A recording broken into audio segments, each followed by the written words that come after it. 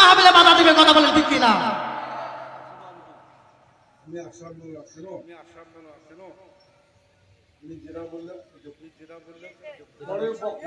সমস্যা কি?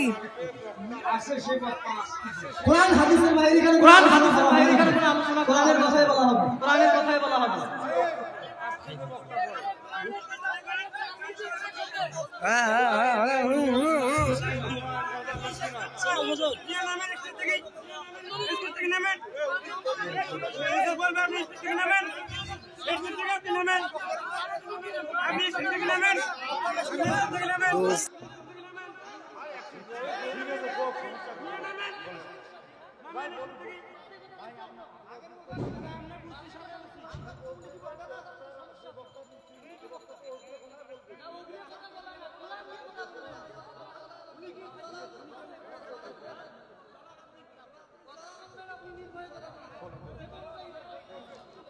আল্লাহ তাআলা রব্বুল আলামিন বাংলাদেশের আজ মুসলমানদের প্রতি ঈমান দিয়েছেন। আল্লাহ তাআলা রব্বুল আলামিন মুসলমানদেরকে দেখিয়ে দিয়েছেন বাংলার জমিনে আল্লাহ তাআলা রব্বুল আলামিন বলতেছেন যে বাংলাদেশ ওলি আল্লাহর দেশ, এই দেশে কোনো নাস্তিক মুনাফিক থাকতে পারে না। আল্লাহ তাআলা রব্বুল আলামিনের এই জমিনে কোনো নাস্তিক বা ঈমানের জায়গা হবে না। ফিরাউন বাদী ছিলেন 16 বছর, এই লেডি ফিরাউন ক্ষমতায় ছিল 16 বছর, কথা বলেন ঠিক কিনা? এই লেডি ফিরাউন আজ বাংলাদেশের বিশিষ্ট মুফাসসির আল্লামা দিলওয়ার হোসেন সাইদিকে পরিকল্পিতভাবে হত্যা করেছে, কথা বলেন ঠিক কিনা? তাকে 13টি বছর জেলখানায় রেখে পরিকল্পিতভাবে হত্যা করতেছে। আমরা তাই প্রধান উপদেষ্টা ডক্টর মোহাম্মদ ইউনূসের কাছে আবেদন করতেছি, শেখ হাসিনা দিল্লি থাকুক, ভারতে থাকুক, বাংলার জমিনে, পৃথিবীর জমিনে যে জায়গায় থাকুক না কেন, আমরা তাই ন্যায্য বিচার চাই, কথা বলেন ঠিক কিনা? আল্লাহ তাআলা রব্বুল আলামিন উনার মহাপবিত্র কালামুল্লাহ শরীফে আল্লাহ তাআলা রব্বুল আলামিন ওই ব্যাপারে বললেন, ওয়াল্লাযীনা জাহাদু ফি সাবিলিল্লাহ উলাইকা ইয়ারজুনা রাহমাতাল্লাহ ওয়াল্লাহু গফুরুর রহিম। আল্লাহ তাআলা রব্বুল আলামিন বলতেছেন জিহাদের মধ্যে যুদ্ধ আছে, এই যুদ্ধের মধ্যে জিহাদ নাই। আল্লাহ বলছেন কি? জিহাদের মধ্যে যুদ্ধ আছে, যুদ্ধের মধ্যে জিহাদ নাই। হারবুন মানে যুদ্ধ, জিহাদের মধ্যে যুদ্ধ আছে, যুদ্ধের মধ্যে জিহাদ নাই। নামাজ পড়তেছি, এটা একটা জিহাদ। মন চাচ্ছে নামাজে যাব না, কিন্তু নাও পড়ো, নামাজে যাচ্ছে, এটা একটা কি? জিহাদ। মন চায় এখন আল্লাহ তাআলা রব্বুল আলামিন প্রত্যেকটা ঈমানদার মুমিনের অন্তরের মধ্যে আল্লাহ তাআলা রব্বুল আলামিন ঢুকিয়ে দিয়েছেন। আজ থেকে আমাদের জাতির পিতা বাংলাদেশ, আজকে আপনারা কথা বলতে দিচ্ছেন না, আপনাদেরকে কথা বলে একটা সময় মনে রাখবেন, আল্লাহ তাআলা রব্বুল আলামিন যেই লেডি ফিরাউনকে দিয়েছিলেন 16 বছর আপনাকে বাধ্যতামূলক করছে জাতির পিতা মুজিবুর রহমান, নাউজুবিল্লাহ বলুন। আর আজকে আপনারা মাহফিলে এগুলো কথা বলতে দিচ্ছেন না, আপনাকে বাধ্য করা হয়েছিল এতদিন 16 বছর। জাতির পিতা ইব্রাহিমকে 16 বছর বাধ্যতামূলক করা হয়েছিল যে জাতির পিতা। এই লেডি ফিরাউন যদি আর কিছু বছর থাকতো, এতদিন দেখতেন মডেল মসজিদগুলো যেগুলো আছে, মডেল মসজিদে তার বাপের নামে খুতবা চালাইতো, নাউজুবিল্লাহ। আর সেই লেডি ফিরাউন দিল্লিতে যা বলতেছে জাতির পিতাকে যে অসম্মান করছে তার শাস্তি হবে, তুমি আগে আসো, শাস্তি আমরা দেব, কথা বলেন ঠিক কিনা? তুমি যেভাবে বাংলার মুসলমানদেরকে যেভাবে অপমান করছো, লাঞ্ছনা করছো, আলেমদেরকে স্টেজ থেকে তুমি কলার ধরে নামাইছো, তুমি সাহস পাই পাও? রাসূল সাল্লাল্লাহু আলাইহি ওয়াসাল্লাম যে বলছেন আল উলামা ওয়ারাসাতুল আম্বিয়া, আমি আলেম, আমি ওয়ারিস, আমি নবীর ওয়ারিস হলো আলেম ওলামারা। সে আলেম ওলামাকে তুমি কি রকম ভাবে অসম্মান করতে পারো? ওই জন্য আল্লাহ তাআলা রব্বুল আলামিন বলতেছেন আমি আল্লাহ সব সময় ধরি না, আমি আল্লাহ যখন ধরবো আর ছাড়বো না। ওই লেডি ফিরাউনকে আল্লাহ যখন ধরছে আর ছাড়ছে নাকি, কথা বলে? আমাদের রংপুরের কীর্তি সন্তান পল্লী মোহাম্মদ এরশাদ, যিনি কি নাঙ্গল মার্কা ছিলেন না, তিনি তো একটা ভালো কাজ করে গেছেন, দেশের মানুষ দেশাই ছিলেন, কথা বলেন ঠিক কিনা? তিনি ভালো কাজ করে গিয়েছেন, এই বাংলার মুসলমানদের জন্য শুক্রবার জুমার দিন ছুটি ঘোষণা করে দিয়েছেন। আর তুমি লেডি ফিরাউন কি করে গেছো যে তুমি এমন অপকর্ম করে গেছো, তোমার তুমি পালানোর পর সাধারণ মানুষ মসজিদের ইমামকে এনে দাওয়াত খাওয়ায়, তুমি কি কাজ করছো? ওই যে আল্লাহ তাআলা রব্বুল আলামিন বলতেছেন আমি আল্লাহর পাকড়াওটা বড় কঠিন, আমি আল্লাহ সব সময় ধরি না, আমি আল্লাহ যখন ধরবো আর ছাড়বো না। আল্লাহ তাআলা রব্বুল আলামিন যত বড় শত্রু, নমরুদকে বলেন, ফিরআউনকে বলেন, আল্লাহ তাআলা রব্বুল আলামিন যত বড় শত্রু তত ছোট সৈন্য দিয়ে আল্লাহ হত্যা করেছেন। কথা বলেন ঠিক কিনা? আল্লাহ তাআলা রব্বুল আলামিন যখন নমরুদকে হত্যা করলেন, এই নমরুদকে হত্যা করার সময় এই নমরুদ তার ক্ষমতা টিকে রাখার জন্য কত মায়ের কোল খালি করছেন। কথা বলেন ঠিক কিনা? সেই নমরুদের সেই ফিরআউনের সাথে মেলে না মেলে? কথা বলেন। ফিরআউনের সাথে আপনারা যদি না মেলেন তাহলে আপনি মিলেন, আমি বলতেছি। এই ফিরআউন নিজের ক্ষমতাকে টিকে রাখার জন্য হাজার হাজার মায়ের কোল খালি করেছে। কথা বলেন ঠিক কিনা? এই লেডি ফিরআউন নিজের ক্ষমতাকে টিকে রাখার জন্য 5 আগস্ট কত মায়ের বুকে খালি করছে। কথা বলেন ঠিক কিনা? আর আপনারা আজকে বলতেছেন হুজুর রাজনীতির কথা বলেন না। রাজনীতি কি জন্য বলবো না? কোরআনের মধ্যে রাজনীতি আছে। আল্লাহ তাআলা রব্বুল আলামিন কোরআনকে রাজনীতি দিয়ে আল্লাহ তাআলা রব্বুল আলামিন আমরা চাই আগামীর সংসদ যেন কোরআন দিয়ে চলে। কথা বলেন ঠিক কিনা? তাই আমি আল্লাহর কসম করে এই জমিনে বলে দিতে চাই, এই বড়বিড়াবাসীকে বলে দিতে চাই, আল্লাহ হইতে আমি বলতেছি আপনারা নিঃসন্দেহে বাংলাদেশ জামাত ইসলামীতে ভোট দিতে পারেন। এই কথা বলেন ঠিক কিনা? নিঃসন্দেহে ভোট দিতে পারেন। এখন যদি বলেন হুজুর কি জন্য জামাতে ভোট দিবেন, এখন যদি বলি কি জন্য ভোট দিবেন, হুজুর যদি বলেন হুজুর কি জন্য ভোট দিবেন, বাংলাদেশের জনগণ বাংলাদেশের উপর মহলে যায় মন্ত্রী, ম্যাজিস্ট্রেট, এসপি গেছে, তখন সব সময় একটা ক্ষমতা খেয়াল রাখবেন, ওরা চায় জনগণ সব সময় গরিব থাকবে। এই কথা বলেন ঠিক কিনা? যদি জনগণ গরিব থাকে, আপনার এলাকার চেয়ারম্যান দেখবেন যদি জনগণ গরিব থাকে, 3 দিন পর না খেয়ে চেয়ারম্যানের কাছে গেলেন, চেয়ারম্যান সাহেব 3 দিন থেকে কিছু খাই নাই, যা পারেন দেন। চেয়ারম্যান সাহেব 3 কেজি চাউল দিল, যা খাইলেন। গরিব মানুষ ওই চেয়ারম্যানের গুণগান গাইবে না গাইবে? কথা বলেন।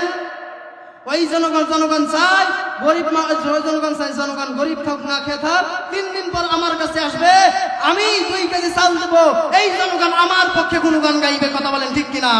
আজ বাংলার জমিনে এমনও বাংলাদেশের আওয়ামী লীগের কুলঙ্গার আছে যারা কি কয় এখনো আওয়ামী লীগ ক্ষমতায় আসবে। সেই জন্য আমি বলতে চাই বাংলাদেশের যে আসনে বসছিলেন, কি বসছিলেন, তথ্যমন্ত্রী মন্ত্রীর আসনে বসছিলেন নিজামউদ্দিন, আসলেন না ছিলেন? পরপর 2বার বিজয়ী ছিলেন। এই লেডি ফিরআউন 16 বছর ধরে সেই নিজামউদ্দিন আউলিয়া চেয়ারের মধ্যে, যে চেয়ারে তিনি ভারপ্রাপ্ত চেয়ারম্যান তিনি বসছিলেন সংসদের মধ্যে, তার 1 টাকার দুর্নীতি কেউ খুঁজে বের করতে পারে নাই। কথা বলেন ঠিক কিনা? আজ বাংলার জমিনে এখন পর্যন্ত কেউ বাংলাদেশ জামাত ইসলামের 1 টাকার দুর্নীতি খুঁজে বের করতে পারবে না। তাহলে আপনি মনে রাখেন, নেতা থাকলে এইরকম নেতারা দরকার। আগামী দিনের নেতা আমরা কোরআনের নেতা চাই। কথা বলেন ঠিক কিনা? যুবক ভাই তোমাদেরকে বলতেছি, তোমরা নতুন বাংলাদেশকে উপহার দিছো, লেডি ফিরআউন থেকে আমাদেরকে উপহার দিছো, তাই তোমাদেরকে বলতেছি আগামীর বাংলাদেশ যেন তোমরা কোরআনের বাংলাদেশ শাসন করতে চাই। কথা বলেন ঠিক কিনা? আগামীর বাংলাদেশকে আমরা চাই, কোরআনের বাংলাদেশ চাই কি আমরা? আগামীর বাংলাদেশ চাই আমরা, কোরআনের বাংলাদেশ, এর বাহিরে কোনো কথা হবে না। আল্লাহ তাআলা রব্বুল আলামিন বলতেছেন, বান্দারা, হে দুনিয়ার মানুষ, হে দুনিয়ার গোলামেরা, আজ আমরা আমার আগে কিছুক্ষণ আগে যে মানুষ, যে ভাই আলোচনা করে গেল, চমৎকার আলোচনা করেছেন, ওই ভাই বলতেছেন বাংলাদেশ আজ 94% মুসলমানের দেশ। আমি মনে করি না, বাংলাদেশ 94% মুসলমানের দেশ না। আপনি মুসলমান নিজেকে দাবি করতেছেন, ঈমান আনা সহজ, মুসলিম হওয়া বড় কঠিন। কথা বলেন ঠিক কিনা? ঈমান আনা সহজ, আপনি আল্লাহর উপর বিশ্বাস স্থাপন করলেন, জান্নাতের উপর বিশ্বাস স্থাপন করলেন, পরকাল আছে ওই উপর বিশ্বাস স্থাপন করলেন, কালিমা বললেন, আপনি মুসলমান হলেন না। আমাদের জাতির পিতা এতদিন থেকে যাকে জাতির পিতা হিসাবে প্রাণ খুলে ডাকতে পারি নাই, আমাদের জাতির পিতা ইব্রাহিম আলাইহিস সালাতু ওয়াস সালাম, যাকে বাংলার জনগণ এতদিন থেকে জাতির পিতা হিসাবে ডাকতে পারি নাই, জাতির পিতা হিসাবে ডাকছি আমরা বাংলাদেশের নালায়েক উম্মত, নালায়েক বান্দা, নালায়েক সন্তানেরা এতদিন থেকে শেখ মুজিবুরকে জাতির পিতা হিসাবে মানছি। আজ প্রাণ খুলে মন খুলে জাতির পিতাকে ডাকি। আমাদের জাতির পিতাকে, আমাদের জাতির পিতা হলো ইব্রাহিম আলাইহিস সালাম। কথা বলেন না? সেই ইব্রাহিম আলাইহিস সালাম তার ছেলেকে বলতেছে, আমার ছেলেরা, আমার সন্তানেরা, তোমরা শুনে রাখো, তোমরা জেনে রাখো, তোমরা প্রকৃত মুসলমান না হয়ে কখনো মৃত্যুবরণ করিও না। কি বলছেন?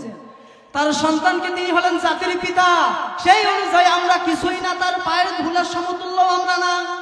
তার ছেলেদেরকে সন্তানদেরকে বলতেছে, ইসমাইল আলাইহিস সালামকে বলতেছে, হে আমার সন্তানেরা, হে আমার সন্তানেরা, তোমরা শুনে রাখো, তোমরা প্রকৃত মুসলমান না হয়ে কবরের দেশে পাড়ি জমাইও না। আজ আমরা বাংলার মুসলমান, বাংলার যুবক, আমরা মনে করতেছি আমরা হয়তো মরবো না। যুবক, তোমাদেরকে বলি, তোমরা শুনে রাখো, তোমার কাট্টারে ডাইন কাঁধে ঘোরাও, তোমার বাড়ির পাশে কবরস্থান আছে। তোমার সমবয়সী কত যুবক এই কবরস্থানের মধ্যে শুয়ে আছে, কথা বলেন ঠিক কিনা? তুমি মনে করতেছো আমার 20 বছর হয়েছে, 25 বছর হয়েছে, কিংবা 30 বছর হয়েছে, আমি এখন তো মরবো না। আল্লাহ তাআলা রব্বুল আলামিন তার হাবিবকে জানিয়ে দিলেন, বন্ধু হাবিব আমার, আপনি বলে দেন আমি আল্লাহর কাছে বৃদ্ধকালের ইবাদতের চেয়ে যৌবনকালের ইবাদত বেশি প্রিয়। আল্লাহ তাআলা রব্বুল আলামিন যে বলতেছেন, বান্দারা তোমরা গুনাহ করেছো তো কি হয়েছে? বান্দা তোমরা গুনাহ করেছো, এটা মনে করতেছো আমি আল্লাহর কাছে কবিরা গুনাহ করেছি, সগীরা গুনাহ করেছি। আল্লাহ তাআলা রব্বুল আলামিন বললেন, বান্দা, আল্লাহ তাআলা রব্বুল আলামিন 28 নম্বর পারা শেষের পৃষ্ঠা আল্লাহ তাআলা রব্বুল আলামিন বললেন, ইয়া আইয়ুহাল্লাযীনা আমানু তুবু ইলাল্লাহি তাওবাতুন নাসুহা। আল্লাহ তাআলা রব্বুল আলামিন বললেন, বান্দারা, হে আমার বান্দারা, হে আমার গোলামেরা, তোমরা গুনাহ করেছো তো কি হয়েছে? তোমরা শুনে রাখো, তোমরা তওবার মতন তওবা করো, তওবাতুন নাসুহা করো। আমি আল্লাহ তাআলা রব্বুল আলামিন বলতেছি, লা তাকনাতু মির রাহমাতিল্লাহ, ইন্নাল্লাহা ইয়াগফিরুয যুনুবা জামিআ, ইন্নাহু হুয়াল গফুরুর রহিম। আল্লাহ তাআলা রব্বুল আলামিন বলতেছেন, হে আমার বান্দারা, তোমরা যে গুনাহ করেছো, তোমরা এটা মনে করছো যে আমি গুনাহ করেছি, আল্লাহ হয়তো আমাকে মাফ করবে না। তুমি শুনে রাখো, এই জবানবন্দিটা, এই চ্যালেঞ্জটা এক সময় ফেরেশতা আল্লাহ, এই জবানবন্দিটা এক সময় আজাজিল শয়তান করেছিল।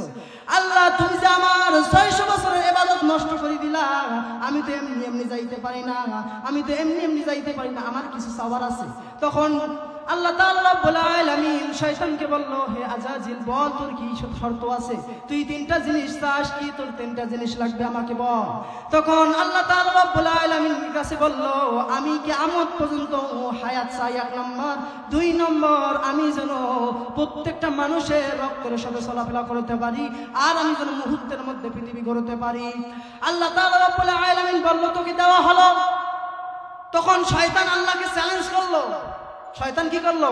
আল্লাহকে চ্যালেঞ্জ করলো, আল্লাহ আপনি আমাকে ক্ষমতা দিলেন, এবারে দেখেন আপনার বান্দাদের কি হয়। যে বান্দাদের জন্য, যে আদম সন্তানদের জন্য আজ আমি লানত, আমি আজ জাহান্নামী, সেই আপনার বান্দা একটাকেও আমি জান্নাতে যাইতে দিব না। সেই চ্যালেঞ্জ নিয়ে আজাজিল যখন জমিনের মধ্যে আসলো, আল্লাহ তাআলা রব্বুল আলামিন বললেন, হে আজাজিল, তুই শুনে রাখ, আমি আল্লাহ তাআলা রব্বুল আলামিন বলতেছি, লা তাকনাতু মির রাহমাতিল্লাহ, ইন্নাল্লাহা ইয়াগফিরুয যুনুবা জামিআ, ইন্নাহু হুয়াল গফুর